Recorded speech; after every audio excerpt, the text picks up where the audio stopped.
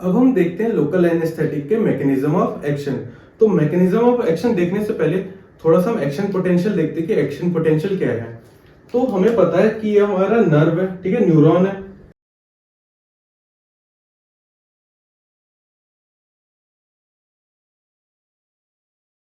तो ये हमारा एक न्यूरॉन है जिसके थ्रू हमारा पेन या कोई दूसरा सेंसेशन क्रॉस होगा दूसरे न्यूरॉन तक। अब लोकल एनेस्थेटिक का एक्शन समझने पहले हम देखते हैं कि होता क्या है, ठीक है, यहाँ पे एक्शन पोटेंशियल क्या है और हमारे न्यूरॉन में कंडक्शन कैसे हो रही है। जस्ट क्विक हम ब्रीफ देख लेते हैं इसका।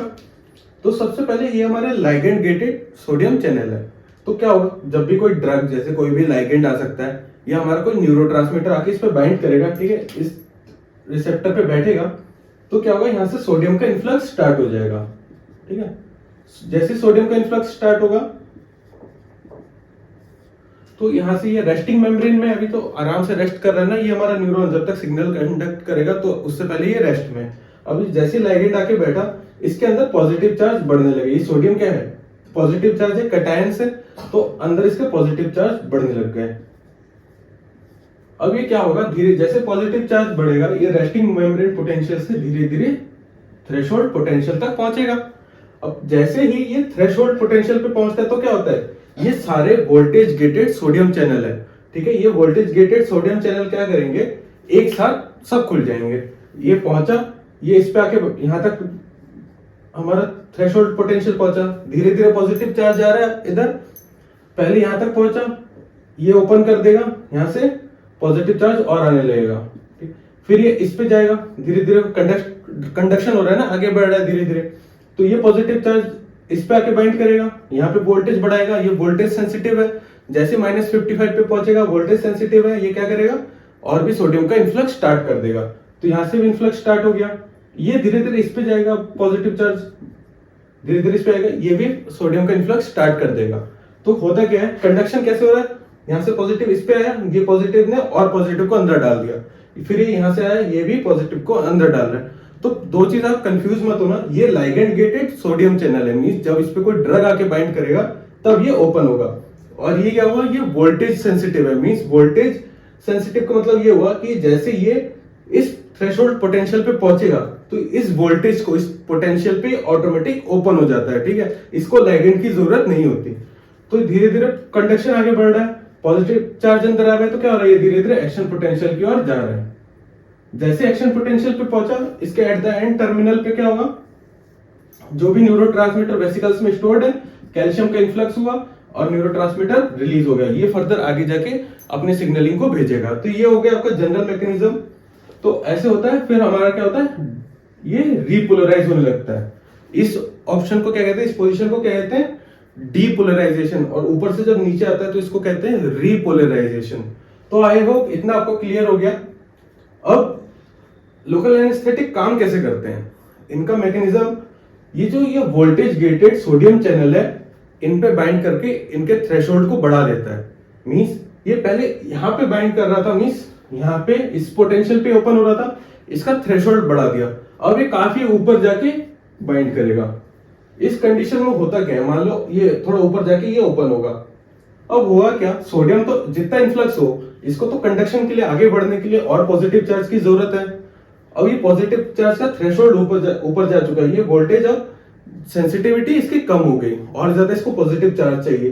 तो यहाँ पे कितने ही पॉजिटिव चार्ज आ जाए, ठीक है, ये एक, चलो मान लिया बहुत सारे आ गए, इसने एक को ओपन किया, थोड़ा और आगे होंगे तो दो को ओपन किया, मैक्सिमम तीन को ओपन कर दिया, उसके बाद तो ये नहीं जा सकते ना, एक लिमिट होगी इसकी पॉजिटिव चार्ज यहाँ से इन्फ्लक्स होने की, यहाँ से तो आ ही नहीं रहे। ठीक है, किसी तरह इन्होंने इसको ओपन करने की कोशिश की, पॉजिटिव चार्ज यहाँ से यहाँ तक पहुंचा, पर ये तो अभी ओपन ही नहीं हो रहे ना।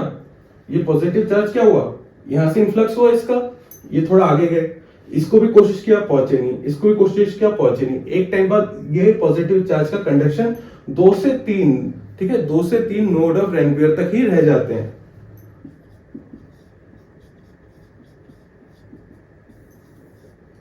2 से 3 नोड के ऊपर ये जा ही नहीं पाते।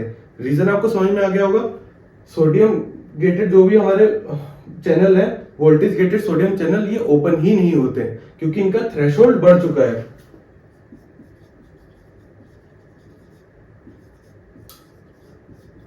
थ्रेशोल्ड पोटेंशियल इसका बढ़ चुका है। क्यों? लाइक ये जो हमने एनेस्थीसिया लिया था ये जाके इस पे बाइंड करता है, ठीक है, और इसका थ्रेशोल्ड पोटेंशियल बढ़ा देता है।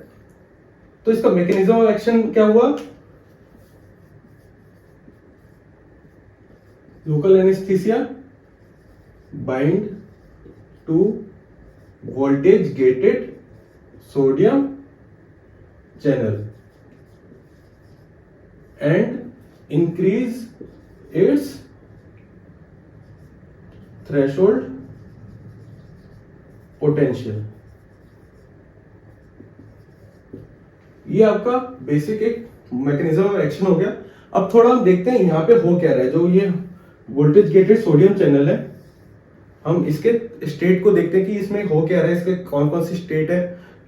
पहला है एक्टिव स्टेट, दूसरा इनएक्टिव स्टेट और एक है रेस्टिंग स्टेट। हम तीनों स्टेट को देखते हैं कि हो क्या रहा है। लोकल एनेस्थेटिक जब बाइंड कर रहा है तब क्या होता है और नॉर्मल कंडीशन में क्या होता है। अब सबसे पहले देखते हैं वोल्टेज गेटेड सोडियम चैनल जब रेस्ट की पोजीशन में होता है तब इसका स्ट्रक्चर कैसा है। तो अगर सबसे पहले देखें इसका रेस्टिंग पोजीशन में स्ट्रक्चर,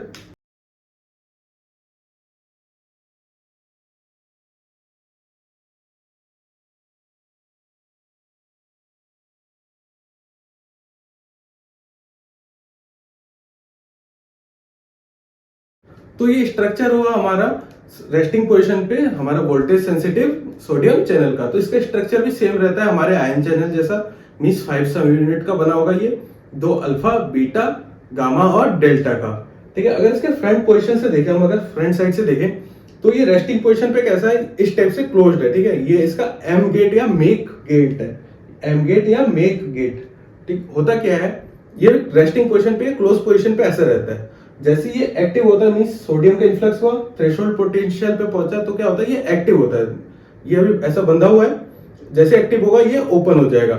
ऐसा हो सकता है, ऐसे भी, जैसे भी ये दोनों गेट ओपन हो जाएंगे। ये गेट ओपन होते ही सोडियम का इन्फ्लक्स स्टार्ट हो जाएगा, यहाँ से सोडियम अंदर आना शुरू, ठीक है। अब होता क्या, थोड़ी देर बाद जैसे अब ये पहुंचने लगा तो थोड़ी देर बाद ये हॉल्ट गेट है, एच गेट या हॉल्ट, हॉल्ट मीन्स रोकना। तो हॉल्ट गेट एक पूछ जैसा है, ये सीधा पूछ क्या करता है, इन दोनों के बीच में ये पूछ आके इस पे बाइंड करके इसको बंद कर देता है, ठीक है। अभी ये इस पोजीशन में अभी ये ओपन है, ठीक है, ये कहीं और पे जाके ओपन है, यहाँ से भी सोडियम का इन्फ्लक्स हो सकता है इजीली। जैसे ही थोड़ी देर बाद ये ओपन होने के फ्यू मिली सेकेंड में ही ये पूछ आके क्या करता है, यहाँ से इसको बाइंड कर देते हैं। ये उठ के आके पूछ यहाँ पे बाइंड हो जाएगा। अब ये बंद हो गया, नीचे से बंद हो गया, ऊपर से खुला रहता है पर नीचे से बंद हो जाता है। अब नीचे से अगर बंद हो जाएगा तो सोडियम का इन्फ्लक्स नहीं हो पाएगा।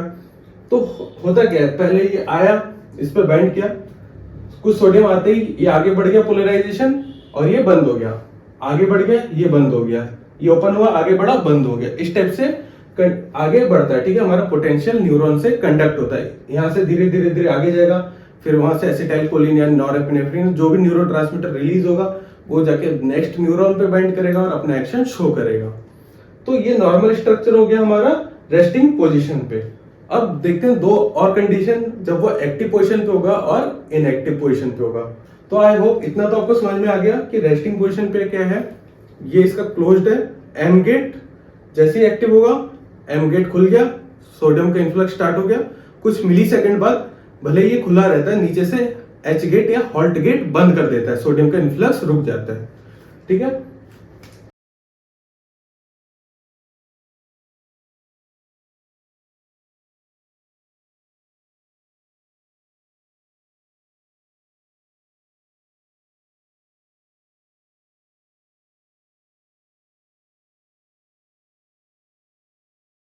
तो पहला है हमारा रेस्टिंग पोजीशन। रेस्टिंग पोजीशन में क्या है, गेट हमारा क्लोज्ड है और सोडियम का इन्फ्लक्स रुक चुका है।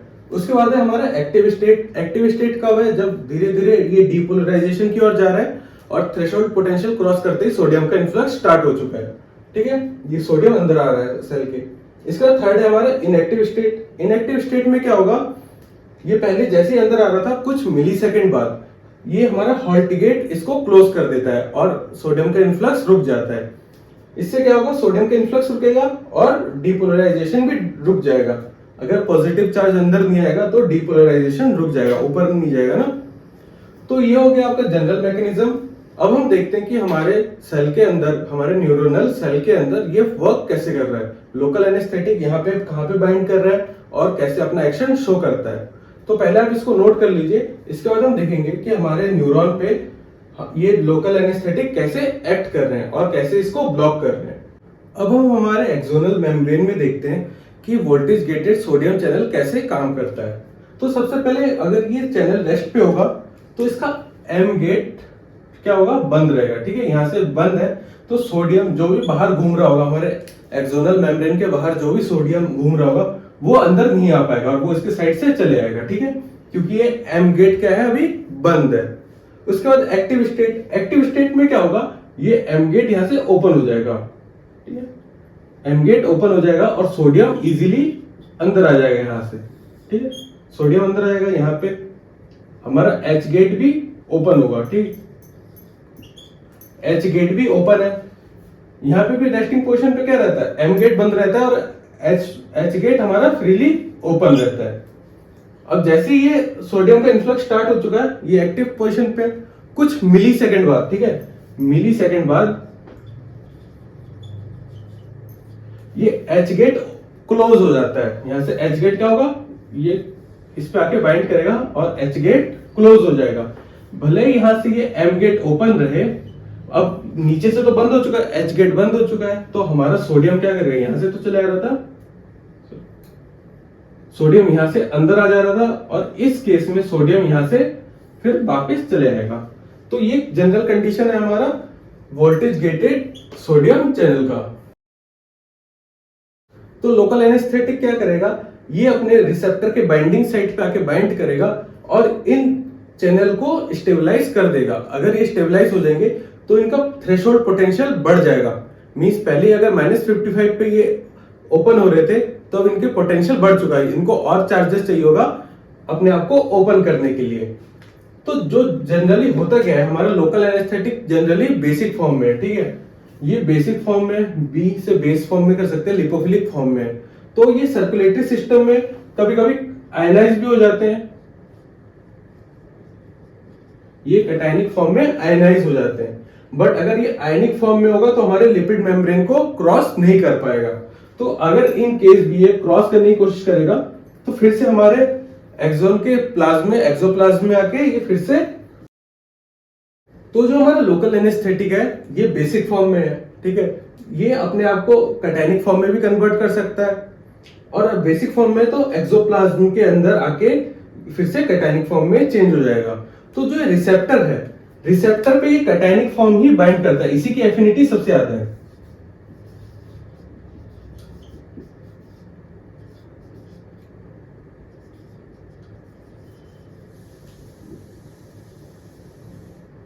ये जो कैटायनिक फॉर्म है यही इस पे बाइंड करता है। तो अब होगा क्या, बहुत ही रेयरली इसको क्रॉस कर पाता है, इसीलिए रेस्टिंग पोजीशन पे ये ज्यादातर लोकल एनेस्थेटिक अपने आप को फंक्शन नहीं कर पाते हैं। रेस्टिंग पोजीशन पे इनकी फंक्शनैलिटी बहुत कम रहती है, ये ज्यादातर ब्लॉक्ड रहते हैं। तो जब ये एक्टिव होंगे या इनएक्टिव फॉर्म में होंगे तभी ये अपने आप को फंक्शन कर पाते हैं। रीजन क्या है, अगर ये एक्टिव फॉर्म में तो सोडियम के साथ साथ ये भी इसके अंदर आ जाएगा और अपने साइड पे बाइंड कर जाएगा। ठीक है, एक्टिव फॉर्म में क्या होगा, ये सोडियम के साथ साथ अंदर आएगा और यहाँ पे बाइंड करेगा। In case of inactive form हमें पता है ऊपर से चैनल ओपन है, ठीक है, एम गेट ओपन है, तो ये एम गेट के थ्रू अंदर आ जाएगा और अपने बाइंडिंग साइट पे बाइंड कर जाएगा। तो लोकल एनेस्थेटिक क्या हुआ, या तो एक्टिव फॉर्म में बाइंड करेंगे या इनएक्टिव स्टेट पे बाइंड करते हैं।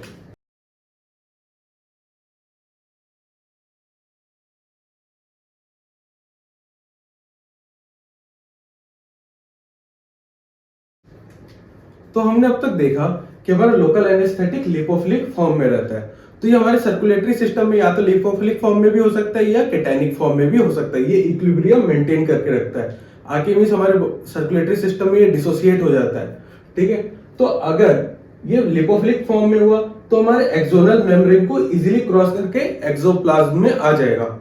अगर ये कैटायनिक फॉर्म में हुआ तो हमारे एक्सोप्लाज्म में नहीं आ पाएगा। ठीक है, ये यहाँ पे नहीं आ पाता है क्योंकि हमें पता है ये हमारा प्लाज्मा मेम्ब्रेन किसका बना हुआ है, लिपिड का बना हुआ है और लिपिड ही इसको क्रॉस कर सकता है, कैटायनिक फॉर्म इसको क्रॉस नहीं कर पाता है। ठीक है, तो यहाँ पे ये क्रॉस नहीं होगा। ठीक है। अगर ये क्रॉस नहीं होगा तो अपने साइड पे बाइंड नहीं कर पाएगा, और इन केस जो लिपोफिलिक भी क्रॉस कर रहा है तो वो डिसोसिएट होगा तभी अपने रिसेप्टर पे बाइंड करेगा, क्योंकि जो हमारा कैटायनिक फॉर्म है सिर्फ यही कैटायनिक फॉर्म अपने लोकल एनेस्थेटिक के रिसेप्टर पे बाइंड कर सकता है। इसके अलावा हमने देखा कि ये ड्रग अपने एक्टिव या इनएक्टिव स्टेट पे ही बाइंड करता है। रीजन क्या है? अब मान लेते हैं ये बाहर तो कैटायनिक फॉर्म में है, अब इसको यहाँ पे आके अपना एक्शन शो करना पड़ेगा। पहला अगर देखें हम रेस्टिंग पोजीशन पे, तो रेस्टिंग पोजीशन में क्या है, एम गेट बंद है। अगर ये गेट बंद है तो ये अंदर नहीं आ सकता। इसके बाद हमारा एक्टिव स्टेट। एक्टिव स्टेट में क्या है, गेट ओपन है तो ये हमारा कैटायनिक फॉर्म सीधा अंदर आके इस पे बाइंड कर सकता है। फिर आता है इनएक्टिव स्टेट। इनएक्टिव स्टेट में क्या है, भले एच गेट बंद है पर ऊपर से एम गेट ओपन है और ये ड्रग एम गेट के थ्रू अपने रिसेप्टर पे बाइंड करेगा। ठीक है, तो जब ये अपने रिसेप्टर पे बाइंड करता है तो इसको स्टेबलाइज कर देता है, इसका पोटेंशियल बढ़ा देता है। जो पहले थ्रेशोल्ड पोटेंशियल मान लो -55 पे था, वो पोटेंशियल अब और ऊपर चला गया, जिससे स्टेबलाइज हो गया। अगर इसको एक्टिवेट करना है तो और ज्यादा हमें पोटेंशियल को डिपोलराइज करना पड़ेगा। ठीक है,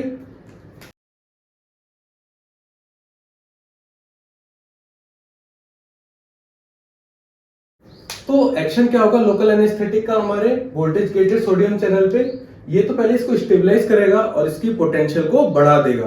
ठीक है, जो पहले मान लो ये 55 -55 पे एक्टिवेट हो रहा था, अब इसका पोटेंशियल और ज्यादा बढ़ चुका है, तो डिपोलराइज होने के लिए हमें और ज्यादा पॉजिटिव चार्जेस की जरूरत होगी, इसीलिए ये गेट फिर जल्दी इजीली ओपन नहीं होते हैं। इसका थर्ड है हमारा डिपेंड ऑन पीके। पीके मतलब हुआ कि एक ऐसा नंबर जो एसिडिटी को रिप्रेजेंट करता है। ठीक है, जितना ज्यादा लो होगा पीके मींस उतना ज्यादा एसिडिक होगा। ठीक है, लो पीके मतलब हुआ ज्यादा एसिडिक, उसका पीएच कम होगा। ठीक है, हमें पता है ना पीएच 1 to 14 तक है, तो ये हो गया लो पीएच, ये हो गया हाई पीएच। तो जितना ज्यादा लो पीएच होगा मींस उतना एसिडिक होगा। लो पीएच मींस ज्यादा एसिडिक, लो पीएच या लो पीकेए। ठीक है, तो ज्यादा जो लो जिसका पीकेए होगा वो उतना ज्यादा एसिडिक होगा, और ज्यादा एसिडिक होगा तो वो ज्यादा डिसोसिएट होगा। ठीक है, अगर ज्यादा डिसोसिएट होगा तो इजीली अपने रिसेप्टर पे बाइंड कर सकता है। हमें पता है डिसोसिएशन जरूरी है तभी तो ये बाइंड कर सकता है, ये वाला कैटायनिक फॉर्म ही अपने साइट पे बाइंड कर सकता है, इसीलिए हम इसको एसिडिक होना जरूरी है। तो अब तक हमने देखा कि हाँ अब ये ओपन हुआ था गेट, अगर गेट ओपन होगा तो डिपोलराइज होगा, अपना एक्शन शो करेगा। ठीक है, अब जब अपना एक्शन शो करेगा तो ये दोबारा रिपोलराइज होना चाहेगा। तो हमें पता है, अगर थोड़ा ग्राफ देखें तो जैसे ऊपर गया, ठीक है, ये एंट्री हुई, एंट्री के साथ साथ इस ड्रग ने अपने साइड पे बाइंड कर लिया और इसको स्टेबलाइज कर दिया। ठीक है, ये धीरे धीरे एक्शन पोटेंशियल पे पहुंचा, रेस्टिंग मेम्ब्रेन से एक्शन पोटेंशियल पे। जब एक्शन पोटेंशियल पे जा रहा था तो ये आके अपने साइड पे बाइंड कर गया। ठीक, बाइंड करके इसको स्टेबलाइज कर दिया। अब ये एक्शन शो करके जैसे ही वो रिपोलराइज होना चाहेगा, मतलब ये नीचे आना जब चाहेगा, तो होता क्या है, ये सारे साइट अब स्टेबलाइज हो चुके हैं। ठीक है, जितने भी रिसेप्टर थे, चाहे वो सोडियम पोटेशियम चैनल हो, पोटेंशियल बाहर जाता है ना जब रिपोलराइज होता है, तो पोटेशियम चैनल भी सारे अब स्टेबलाइज हो चुके हैं। तो इस केस में क्या होगा, अब ये धीरे धीरे धीरे बाहर आएगा। ठीक है, पहले तो एक झटके से बाहर आ रहा था, अब स्लोली स्लोली स्लोली बाहर आएगा। अगर ये धीरे बाहर आएगा तो ये एक झटके में ना के टाइम लगाएगा नीचे आने में। ठीक है, अब इस केस में क्या हुआ, इसका रिफ्रैक्टरी पीरियड भी बढ़ चुका है, और हमने देखा था एक्शन पोटेंशियल में कि जब रिफ्रैक्टरी पीरियड होता है उसमें हमारा न्यूरॉन दोबारा से एक्साइट नहीं हो सकता। तो क्या हुआ, रिफ्रैक्टरी पीरियड बढ़ गया तो एक्सॉन दोबारा से एक्साइट नहीं होगा, अपना एक्शन शो नहीं कर पाएगा। तो इस केस में थर्ड क्या हो सकता है, हमारा रिफ्रैक्टरी पीरियड इंक्रीज हो गया।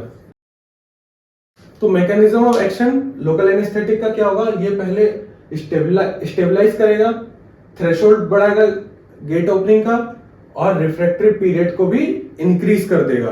अब हम देखते हैं कि कौन कौन से साइट है जहां पे हम लोकल एनेस्थेटिक्स दे सकते हैं और कैसे हम दे सकते हैं, कौन सा वे होगा एडमिनिस्ट्रेशन का। तो पहले आप इसको नोट कर लीजिए, उसके बाद हम देखते हैं way of administration and site of administration.